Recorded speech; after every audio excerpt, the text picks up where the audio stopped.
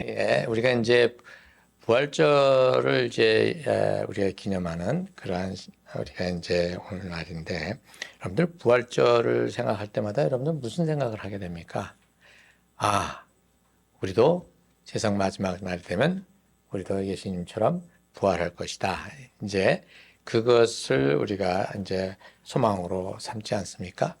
그런데 그 소망으로 삼은 부활절이 그러면 먼 훗날에 있을 그 어떤 사건, 우리는 이제 그것을 기다리는 그러한 사건으로만 의미가 있느냐 이거죠.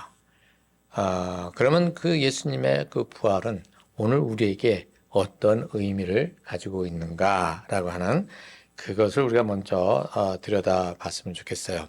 자, 우리 지금 이거는 안 틀려요. 이제 맞습니다. 네. 십자가, 예수 그리스도의 십자가의 부활의 의미는, 첫 번째, 십자가의 죽음은 인간에 의해서 야기된 것이죠. 그렇죠? 그렇지만, 부활은 하나님의 사건이에요. 여러분들 그 십자가에 예수님이 죽으셨는데, 이것을 성경에서는 하나님이 섭리하신 것이라 이렇게 말씀을 하세요. 그렇지만 여기에 우리 지금 사도행전을 읽어보면 너희가 예수를 죽였다 이렇게 계속 지적을 하고 있거든요. 그 말은 예수님을 죽인 저들에게 무엇을 지금 요구하시는 겁니까? 너희들이 예수님을 죽인 그 책임을 요구하시는 거거든요. 그러면 왜 우리는 이제 예수님이 우리를 위해서 죽으셨다라고 생각했을 때 예수님의 적극적인 의미에서 예수님이 우리의 죄를 위해서 죽으셨다 이렇게 또 생각을 합니다. 그렇다면 오늘 여기서 저는 여러분들한테 질문을 드리고 싶은 거는 그러면 저 유대인들은 왜 예수님을 죽였는가? 죽인 이유는 무엇일까? 이거를 우리가 들여다 봐야지만 된다 이렇게 생각합니다. 예수님을 저들이 죽이려고 했던 것은 두 가지예요. 그게 두 가지인데 첫째는 예수님이 본인을 하나님으로 선포하셨어요. 그것을 어디서 보냐면 여러분들 중풍병자를 예수님께서 이제 일으키실 때 내 죄가 용서함을 받았다 이렇게 말씀하셨잖아요. 그것을 가지고 바리새파 사람들은 뭐라 그랬어요? 아니, 지가 하나님이야? 이제 이렇게 그러니까 예수님께서 인자가 죄를 사는 그 권세가 있음을 그때 보여주시지 않습니까? 그래서 예수님은 하나님과 동등한 분이시라는 것을 그 사건을 통해서 보여주고 계십니다.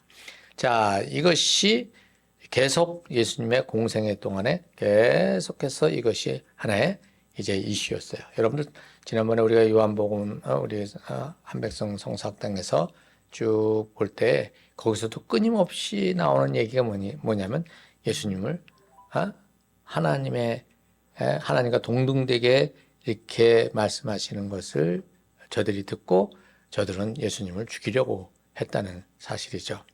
그리고 두 번째로는 무엇이냐면 예수님께서 그 위에까지 가고 있으니까 지금 미리 보여주면 안 돼요. 예수님께서 두 번째로 예수님을 죽이려고 했던 유대인들의 이유는 무엇이냐면 회개하라 하나님 나라가 가까이 왔다. 하나님 나라에 들어가려면 회개하라고 그랬어요. 그렇죠? 근데 회개하면 무조건 들어가는 겁니까? 하나님 나라에? 아니죠. 무엇이 전제되는 거예요? 하나님이 그 회개를 받아주시는 것, 용서하시는 것이 거기에 있는 것이죠. 근데 그 용서를 하시는 것, 하나님께서 받아주시는 것, 용납해 주시는 그 대상이 바리새파 사람들이 생각했던 것과는 완전히 다른 것이었어요. 바리새파 사람들은 이미 하나님 나라를 얘기하면서 어떻게 해요? 그 하나님 나라에 들어갈 사람들이 정해져 있었어요. 그렇죠?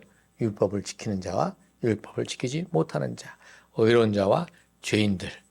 그래서 그들은 마땅히 자기네들은 하나님 나라에 자기네들이 들어갈 수 있다고 생각했던 그 생각을 예수님께서 완전히 무너뜨려 버리시거든요.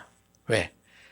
세리들, 창기들, 가난한 사람들 누구든지 상관없이 회개하면 하나님의 용서의 자리에 들어선다. 그리고 그들이 어디로 들어오는 거예요? 하나님 나라로 들어오는 거예요. 그것을 보여주신 것이 예수님께서 세리들과 그 죄인들과 같이 식사하는 자리를 예수님께서 만드셨을 때 바리새파 사람들은 아주 경기를 일으키죠. 어떻게 저들과 같이 할 수 있겠느냐. 이 두 가지가 예수님께서 3년 동안 공생애 동안에 일관되게 보여주셨던 것입니다. 이것이 바리새파 사람들과 그 당시의 종교 지도자들에게는 뭐예요?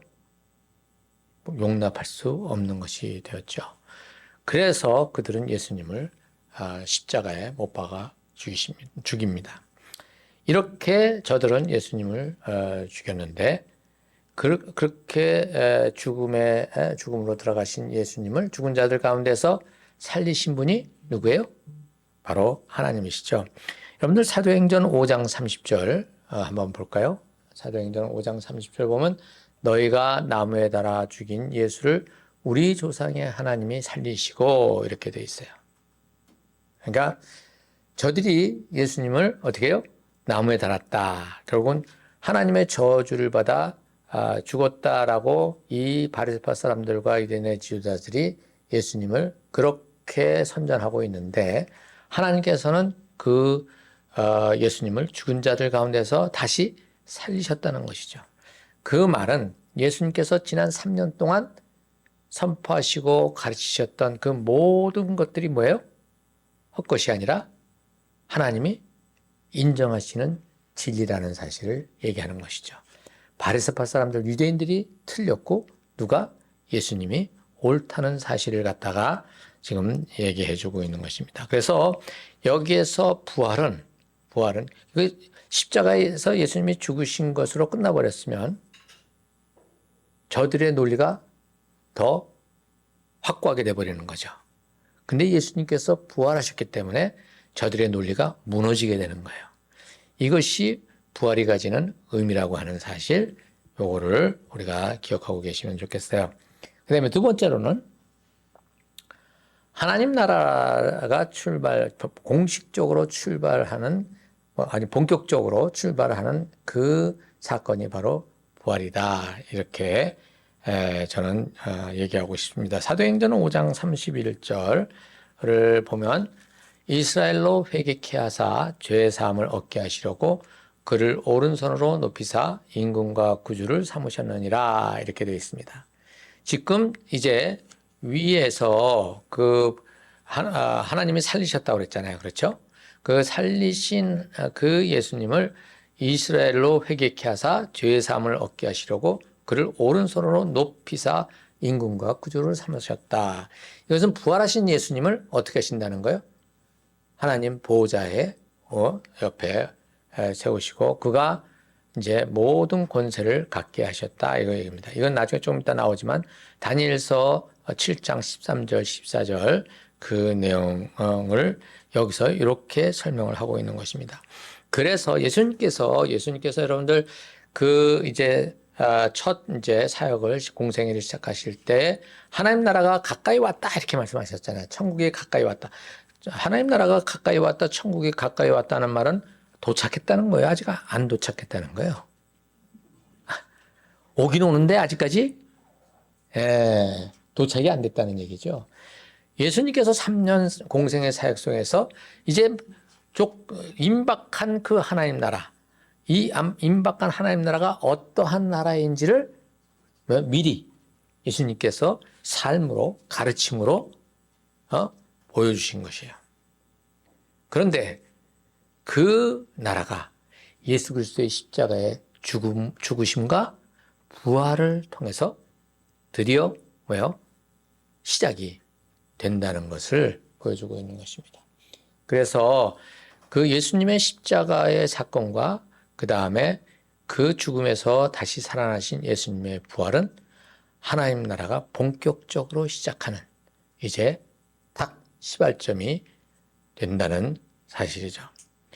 자, 이것이 이제 5장 31절의 내용이고요. 세 번째 예수님의 부활의 의미는 부활은 새 하늘과 새 땅이 앞당겨 일어난 사건이다. 고린도전서 5장 23절에서 26절. 자, 거기를 우리 같이, 짧으니까 같이 한번 읽어볼까요? 시작. 그러나 각각 자기 차례대로 되리니 먼저는 첫 열매인 그리스도요. 다음에는 그가 강림하실 때에 그리스도에게 속한 자요. 그 후에는 마지막이니 그가 모든 통치와 모든 권세와 능력을 멸하시고 나라를 아버지 하나님께 바칠 때라. 그가 모든 원수를 그 발 아래에 둘 때까지 반드시 왕노를 하시리니 맨 나중에 명망을 받을 원수는 사망이니라.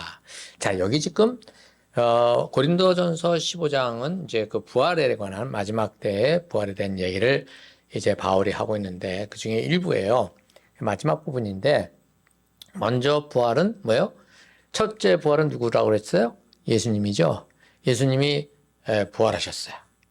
그렇죠? 그리고 두 번째 부활은 누구라고 되어 있습니까?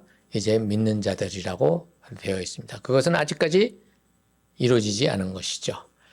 그 첫 번째 부활은 이미 예수님께서 이루시고 그 다음에 두 번째 부활은 이제 맨 마지막 최후에 이제 예수께서 재림하실 때에 그때 일어날 것이라고 되어 있어요. 24절에 보면 자 그렇게 이제 부활의 자리에 이제 우리가 들게 되면 이제 뭐라고 되어 있냐면 그가 모든 통치와 모든 권세와 모든 그 능력을 멸하시고 나라를 아버지 하나님께 바칠 때가 바로 재림 때라는 거죠.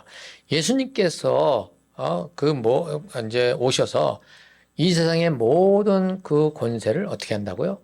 다 끌어 모아가지고 어떻게 해요? 아버지 하나님께 바친다 이렇게 되어 있습니다. 그가 모든 원수를 그 발 아래에 둘 때까지 반드시 왕노릇 하시리니 이 말은 뭐냐면 자 그날이 아직 안 왔잖아요. 그렇죠?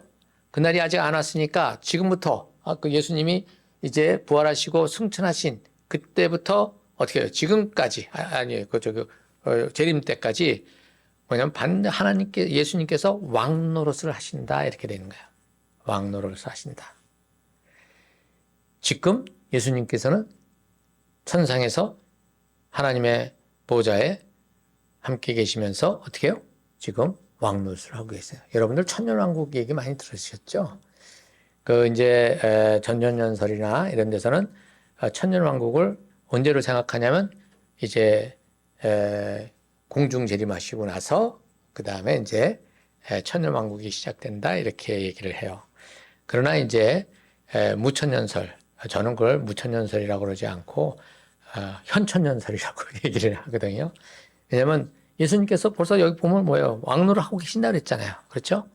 그 왕노릇이 언제부터 승천하셔서 승귀하셔서 그때부터 이제 다시 오실 때까지 그때까지 뭐예요?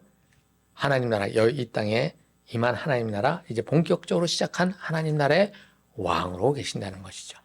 천년이라는 말은 오랜 기간이라는 뜻이에요. 오랜 기간. 딱 숫자로 천년이 아니라 오랜 기간 동안. 그래서 그 날이 언제가 될지 모르지만 예수님께서는 지금 이 땅에 임한 하나님 나라의 왕으로 계신다라는 얘기고 우리는 그 왕의 백성으로 있다는 얘기죠. 자, 이것이 곧 뭐냐면 이 새하늘과 새 땅, 요한계시록에 나오는 내용이죠. 그 새하늘과 새 땅이 어떻게 해요? 예수님의 재림 때에 임한다고 그랬어요. 그것은 뭐냐면 하나님 나라의 완성을 얘기하는 거예요.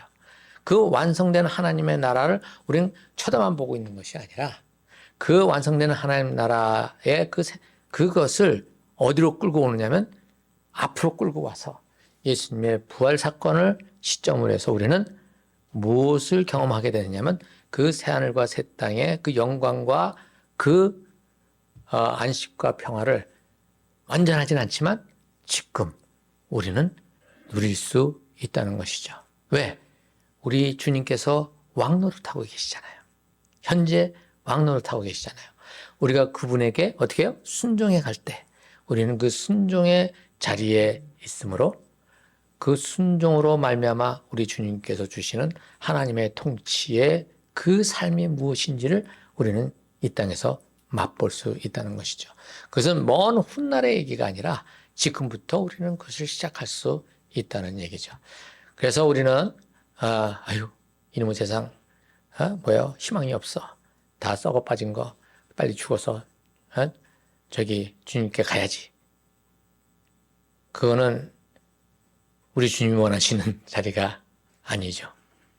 이 땅에 여기에서 우리는 비록 썩어 빠져서 냄새나고 진흙구덩이 같은 이 속에서도 우리 주님이 여기에 뭐냐면 그 하나님의 통치를 어떻게 꽃 피우라고 하신 그 삶을 우리는 여기서 살며 여기서 그것에 대한 영광과 기쁨과 참 행복을 맛보며 살아가라는 것입니다.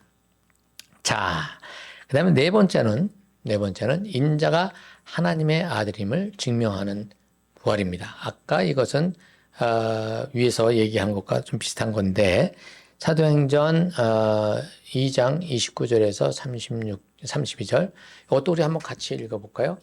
시작. 형제들아 내가 조상 다윗에 대하여 담대히 말할 수 있노니 다윗이 죽어 장사되어 그 묘가 오늘까지 우리 중에 있도다.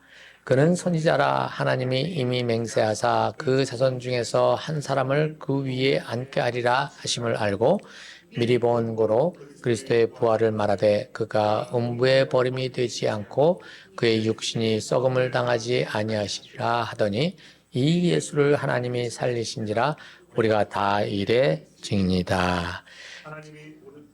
어디까지죠? 36절. 하나님이 오른손으로 예수를 높이심에 그가 약속하신 성령을 아버지께 받아서 너희가 보고 듣는 이것을 보여주셨느니라. 다윗은 하늘에 올라가지 못하였으나 친히 말해 이르되 주께서 내 주에게 말씀하시기를 내가 내 원수로 내 발등상이 되게 하기까지 너는 내 우편에 앉아 있으리라 하셨도다 하였으니 그런즉 이스라엘 온 집은 확실히 알지니 너희가 십자가에 못 박은 이 예수를 하나님이 주와 그리스도가 되게 하셨느니라 하니라. 네, 여기 지금 여기에서 뭐냐면 그 구약의 말씀을 가지고 끌고 와서 지금 무엇을 얘기하느냐면 예수님이 어떻게 해요? 죽은 자들 가운데서 살아나셨다는 사실, 그리고 그분을 우리가 만났다는 사실, 이것을 여기서 얘기를 하고 있습니다. 증명하는 얘기를 구약의 사건을, 구약의 성경을 들어서 지금 뭐요? 증명을 하고 있죠. 3장 15절도 돼 있습니까? 예, 한번 같이 읽겠습니다. 생명의 주를 죽여도다. 그러나 하나님이 죽은 자 가운데서 그를 살리셨으니 우리가 이 일의 증인이라. 이렇게 계속해서 지금 이 예수님의 그 부활의 의미는 아까 방금 얘기했듯이 그분이 살아나셨다는 것을 어떻게 우리가 증명하는 그러한 부활이라는 거죠. 이것은 그럴 것이다라는 얘기가 아니라 이미 그들이 눈으로 목격하고 그것에 대한 삶이 달라진 것을 얘기하는데 이것이 이제 다섯 번째 의미입니다. 사도행전 4장 19절에서 21절 제자들의 기존 삶의 태도가 완전히 바뀌어지는 그러한 내용입니다. 저기 사도행전 4장 19절에서 21절 또 같이 볼까요? 시작. 베드로와 요한이 대답하여 이르되 하나님 앞에서 너희의 말을 듣는 것이 하나님의 말씀을 듣는 것보다 옳은가 판단하라. 관리들이 백성들 때문에 그들을 어떻게 처벌할지 방법을 찾지 못하고 다시 위협하여 놓아주었으니 이는 모든 사람이 그 된 일을 보고 하나님께 영광을 돌림이라. 이것은 여러분들 우리 신민수 목사님께서 설교하신 사도행전에 있는 내용이죠. 그 베드로하고 요한을 갖다가 막 윽박지르면서 떠들지 말고 조용히 있어 이제 이렇게 얘기를 하는 것에 대해서 베드로와 요한이 뭐라고 얘기하냐면 하나님 앞에서 너희들의 말을 듣는 것이 하나님의 말씀을 듣는 것보다 옳은가 판단하라. 우리가 네 말을 들을 거야 아니면 하나님의 말을 들을 거야. 그러면서 이제 반론을 제기하지 않습니까? 요한과 베드로가 이런 강심장을 가진 적이 없죠. 다 도망다니고 막 그랬던 사람들이에요. 그런데 지금 이렇게 담대하게 그 태도가 바뀌게 된 것은 무슨 다른 뭐 강심장에 관한 약을 먹어서 그런 게 아니라 예수 그리스도가 죽음 가운데서 다시 살아내서 자기들과 함께 계셨잖아요. 그리고 성령께서 오셔서 그들로 하여금 어떻게 해요? 담대히 이것을 전할 수 있게 하셨는데 이들은 이제 이것은 뭐예요? 빼도 박도 못하는 자기들은 부인할 수 없는 그러한 사건인 것이죠. 그래서 이들의 삶은 그 예수 그리스도의 부활을 사건을 이유로 이제 완전히 변하게 됩니다. 그 전까지는 예수님에 대해서 완전하지 못했어요. 완전하지 못했어요. 자, 이제 마지막으로 여섯 번째는 이제 로마서 8장 9절에서 11절 내용입니다. 그것도 한번 우리 같이 읽어보겠습니다. 만일 너희 속에 하나님의 영이 거하시면 너희가 육신에 있지 아니하고 영에 있나니 누구든지 그리스도의 영이 없으면 그리스도의 사람이 아니라. 또 그리스도께서 너희 안에 계시면 몸은 죄로 말미암아 죽은 것이나 영은 의로 말미암아 살아있는 것이니라. 예수를 죽은 자 가운데서 살리신 이의 영이 너희 안에 거하시면 그리스도 예수를 죽은 자 가운데서 살리신 이가 너희 안에 거하시는 그 영으로 말미암아 너희 죽을 몸도 살리시리라. 여러분들 9절에서 11절까지 읽으니까 읽었을 때 이게 머릿속에 확 들어옵니까? 잘 안 들어오죠? 예. 자, 이것은 아주 쉽게 얘기하면 그겁니다. 그리스도를 살리신 하나님의 영, 성령께서 지금 너희도 마지막 때에 그렇게 살리실 것이다. 이 얘기를 하시는, 이거를 바울이 얘기하는 거예요. 그런데 그 영이 지금 너희와 함께 있어. 너희 안에 있어. 그래서 그때에 예수님을 살리신 그 영께서 마지막 때에 우리를 살리신 그 일만 하는 게 아니라 계속 그리스도가 우리 안에 있기 때문에, 우리와 연합되어 있기 때문에 그 영이 우리 안에 계시면서 지금 현재 오늘 우리에게도 어떻게 해요? 그 영이 우리를 하나님의 의로운 길을, 생명의 길을 가도록 어떻게 해요? 인도하고 안내하는 그러한 일을 하신다. 이렇게 되어 있는 것입니다. 자, 그러니까 예수님의 그 부활은 지나버린 사건이 아니라 지금 우리 안에 거하는 성령의 능력 가운데서 어떻게 해요? 활동하고 있으며 죽은 자들 살린 미래와 연결이 되어 있는 거예요. 그러니까 우리는 지금 예수님의 부활을 생각하면서 우리가 뭐 부활절 기념 예배 뭐 옛날에 그 많이 모여서 할 때 무슨 우리도 부활할 줄을 믿습니까? 아멘. 그거 많이 했잖아요. 그죠? 근데 실제로 우리는 그 부활을 기다리는 자들로서의 삶은 어디 가는지 실종되어 있었다는 것이죠. 왜 그러느냐? 부활을 그때의 언젠가 일어날 일로만 생각을 하고 현재 우리하고는 상관이 없다고 생각하면서 살았기 때문입니다. 그런데 오늘 제가 마태복음 28장 이 부분을 여러분들과 같이 나누려고 하는 것은 바로 이것입니다. 여기에서 방금 얘기했던 이 예수 그리스도의 부활, 이것을 아까 읽은 내용에 보면 뭘 얘기합니까? 저기 증인이다, 우리가 증인이다 이런 얘기를 하지 않습니까? 오늘 여기 보면 예수님께서 그 18절에 뭐라고 되어 있습니까? 28장 18절에 보면 뭐라고 되어 있습니까? 하늘과 땅의 모든 권세를 하나님께서 예수님께 주셨다고 되어 있잖아요. 이것이 아까 우리가 읽었던 사도행전에 있는 말씀하고 비슷하죠? 이게 어디서 온 거라고요? 다니엘서 7장 13절에서 14절이라 제가 말씀드렸어요. 그거 있죠? 7장. 예. 그거 다니엘서 7장 13절에서 24절. 자, 여기 다시 한번 우리 같이 읽어보겠습니다.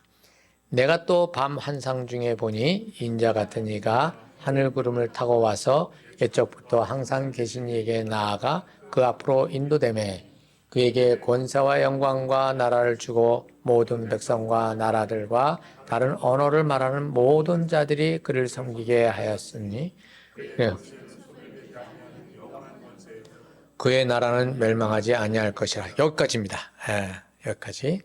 자, 여기 지금 이 내용은 뭐냐면 바로 이 사도행전과 그 다음에 예수님이 말씀하신 28장 18절 그것이 근거가 되는 본문이 바로 이 다니엘서 7장 13절에서 14절 내용이에요. 그래서 예수님께서 하늘과 땅의 모든 권세를 받았다. 이제 예수님이 뭘 하실 수 있는 거예요? 왕으로서의 권위를 가졌다는 얘기를 하는 거죠. 그래서 우리는 보통 28장 19절과 20절을 예수님의 마지막 유언으로 우리는 또 이렇게 얘기를 합니다. 그래서 제가 옛날에 들었던 그 설교에서는 뭐예요? 예수님께서 마지막 유언, 여러분들 부모님이 하신 마지막 유언을 어떻게 지켜야 됩니까? 안 지켜야 됩니까? 그래서 제가 그 유언으로 얘기를 하는데 예수님은 지금 유언이 아니에요. 왜? 20절 마지막에 뭐라고 되어 있습니까? 20절 마지막에 그 마태복음 28장 20절 마지막에 보면 세상 끝날까지 뭐라고 그랬어요? 너희와 항상 함께 있으리라. 지금 우리랑 같이 계신다는 거예요. 근데 무슨 이유냐? 지금 예수님께서 이 얘기를 하신 이유는 여태까지는 예수님께서 뭐예요? 하나님 나라가 가까이 왔다는 얘기만 하셨잖아요.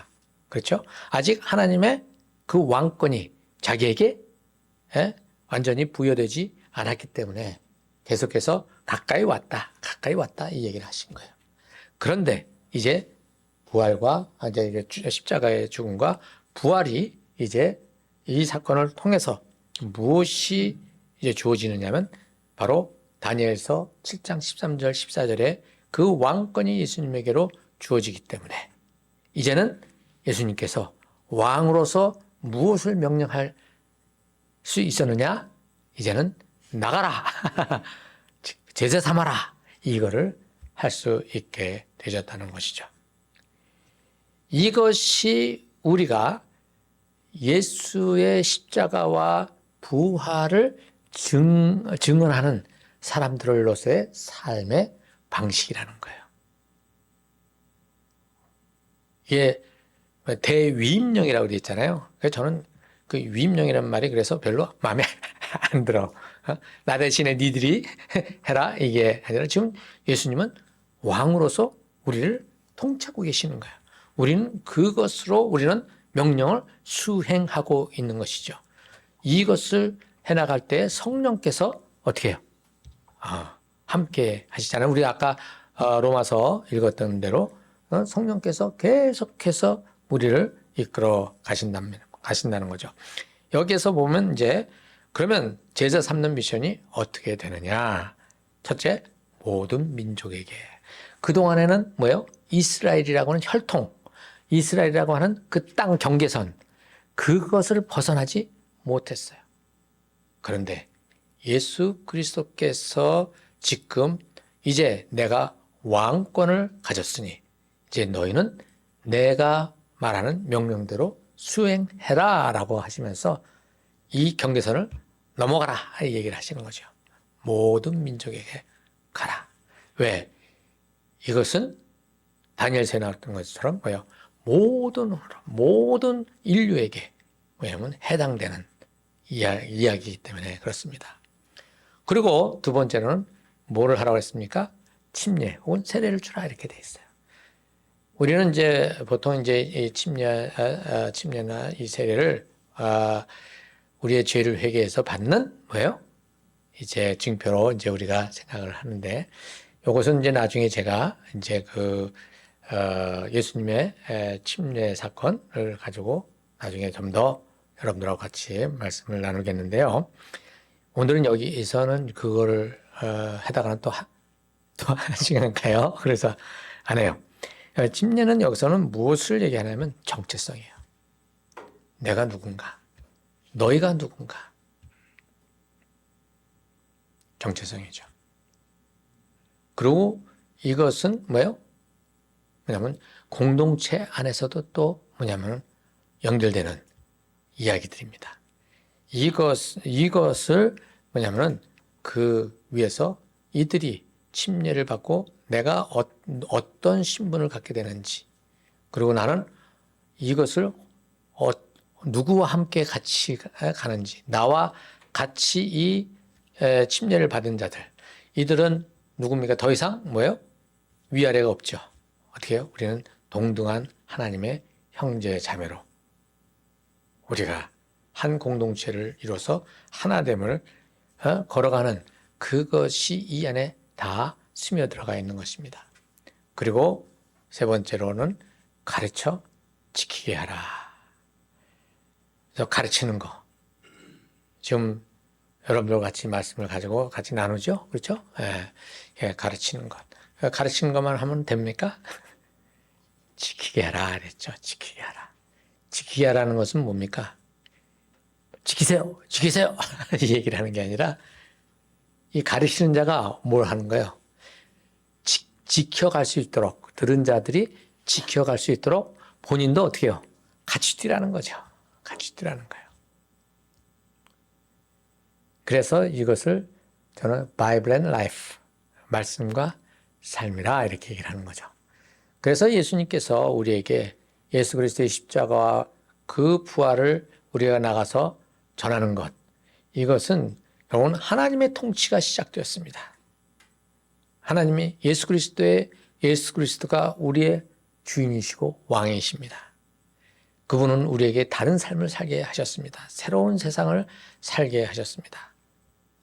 그것에 대한 이제 증언을 하도록 하는 것이죠. 근데 그 증언은 말로만이 아니라 무엇으로? 우리의 삶을 가지고 우리가 기도하며 성령의 역사가 일어나는 것을 통해서 이것을 이루게 하시는 것이죠. 그래서 복음을 전도한다는 것은 도를 전하는 것이지 그냥 알리는 게 아니에요. 알리는 게 아니에요. 자, 이러면서 예수님께서 아까도 말씀드렸지만 내가 너희들하고 항상 함께 있을 거야. 그냥 너희들 혼자 내버려 두지 않아. 이것을 예수님께서 약속하시죠. 자, 그런데 여기서 마지막으로 이제 제가 한 가지 말씀드리고 싶은 거는 여기 17절입니다. 17절.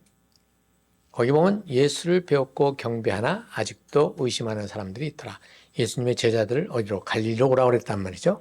근데 그 갈릴리로 오는 이 제자들이 예수님의 부활에 대해서 어떻다고요?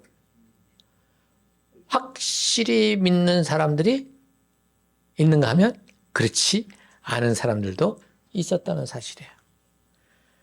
근데 예수님께서 그 다음에 그들이 왔는데 뭘 하세요?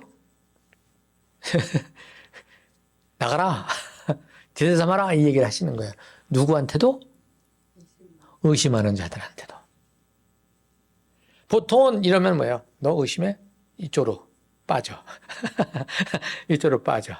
너희들만 진짜 제자야. 뭐 이렇게 하지 않겠어요? 근데 예수님께서 다 불러가지고 의심하는 자도 이거를 줍니다.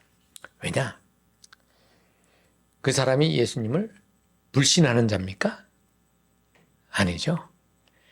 예수님을 따르는 자예요. 그러나 그 예수님을 따르는데 예수님에 대한 신뢰가 어디까지 이만큼 올라가는 사람이 있고 이만큼 있는 사람도 있고 가지각색 아닙니까? 바로 여기 뭐로 와서 앉아 계세요? 이 좋은 날. 밖에 나가면 그냥 아주 너무 좋은 날. 왜 여기 앉아 계십니까? 이러니 저러니 해도 어떤 겁니까? 우리가 예수님을 따르는 자들이거든요. 그러니까 여기에 와 앉아 있는 것이죠. 그렇지만 우리 각자는 어때요? 믿음의 그 정도가 다 달라요. 아주 스펙트럼이 아주 그냥 여기서 여기 끝까지란 말입니다. 그래서 어떤 사람은 의심이 되고 어떤 사람은 반신반의하고 어떤 사람은 조금 믿는 것 같고 어떤 사람은 확실하게 아멘하는 사람도 있고 여러 가지 있죠. 어떤 사람은 아멘 해놓고 정말일까? 이런 사람도 있긴 하지만 이러한 다양한 이 제자들을 두고 예수님께서는 상관없이 이것을 하라고 얘기하십니다. 왜? 기본기는 가지고 있으니까. 회개하고 어디로? 용서받은 자들이기 때문에. 그리고 이것을 하다 보면 무엇을 경험합니까? 예수 그리스도를 경험하는 것이죠. 이제 말을 마치겠습니다. 제가 선교사로 갈 때에 사람들은 제가 믿음에 확고한 사람들로 착각들 하고 있었어요. 저는요, 선교지에 가서 정말 예수님이 부활하셨을까? 정말 천국이 있을까? 정말 하나님은 존재하실까? 이런 질문들을 끊임없이 가지고 있습니다. 지금도 가끔 가다가 올라와요. 그럼 주님이 당장 내려와 이 자식아. 안 그러시거든. 언제까지? 죽는 날까지. 그렇게 갑니다. 그렇지만 그 하나님을 신뢰하는 나의 정도는 어때요? 점점 올라가고 있어요. 그래서 여기에 어느 누구도 예수님의 이 증인으로서의 사는 삶에 제외되는 사람들은 없다는 거죠. 여기 모두가 이 증인된 삶을 살아야 하는 것입니다. 또 그것이 우리가 살 길이에요. 그것이 우리가 살 길이에요. 우리 같이 기도하도록 하겠습니다.